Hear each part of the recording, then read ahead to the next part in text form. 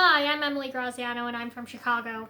In regards to being Downton Abbey's ultimate fan, I'm not sure if that's for me to say.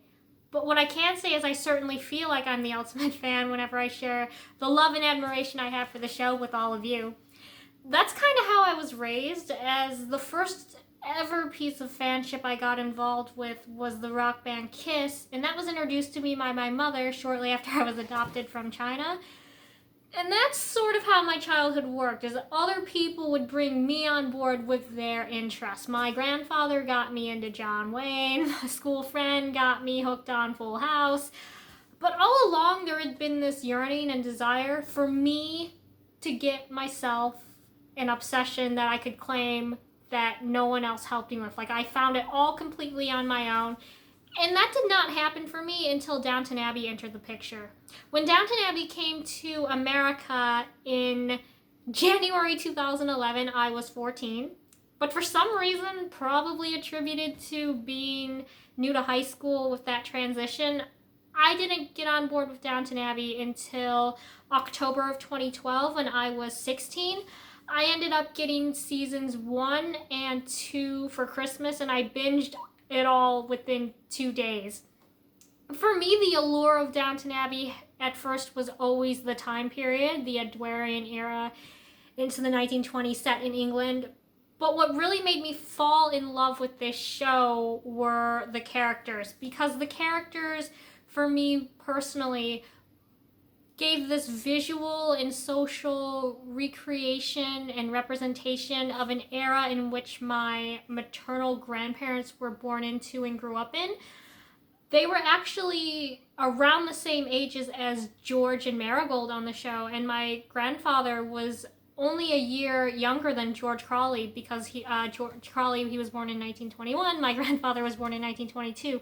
So for me, this, for the first time in my life, when watching scenes of George as a little boy, for the first time in my life, it gave me the viewpoint of my grandparents as a whole. It gave me their life story, and something that I had never felt before. I no longer just saw them as my grandparents, as the ages that they were, at the ages that I knew them. I started to see them as human beings with a full life story. And for me to forge that bond and have that connection with them, even though they had already passed away at that point, that for me was the most fascinating piece of Downton Abbey, because I never knew I could have that connection with my grandparents even after they had passed away. So that was incredible. And then to see the hopes and feelings that Lady Mary, Lady Edith, and Tom Branson had for their children for the rest of the 1920s, moving into the 30s and the 1940s, that was absolutely amazing, because it was so universal. It transcended class, it transcended geography, it transcended social and economic status, because my grandparents were not from England, they were not aristocratic, they were from Indiana, and that was the most fascinating part, because they had very similar viewpoints as those characters would have. So that was absolutely the most mesmerizing thing for me. So once I hooked myself on Downton Abbey, I did the most logical thing by bringing my mom on board to the show. And the fact that was the most cool thing for me, because it had always been the reverse situation. She was always bringing me into her interests. So for me to do the reverse, that was a very, very cool thing. And she fell for Mr. Bates before the end of episode 1, and I knew from that moment she was just gonna love this TV show, because she got to crush on Mr. Bates, and that still meant I was free to crush on Mr. Tom Branson, played by the fabulous Alan Leach. Still love you, Alan. Still love you. It was just great. It was awesome. I love it. So with that, and bringing my mom on board, I couldn't stop there. I actually hooked my dental receptionist, and she sent me this card for my high school graduation in 2014. It was great. I smiled, and I still can't stop smiling about this.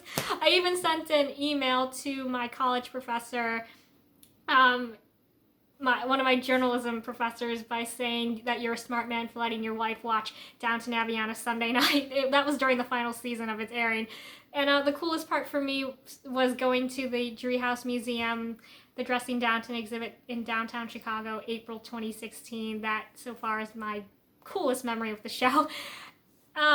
And for me, this is my 10-year anniversary of being a fan of Downton Abbey in the year 2022. And I can't think of a better way to honor the show's legacy and to welcome the new movie, to celebrate the world that is Downton Abbey, than by sharing this video with all of you, because like all of you, I can't wait for the new movie. I'm super psyched.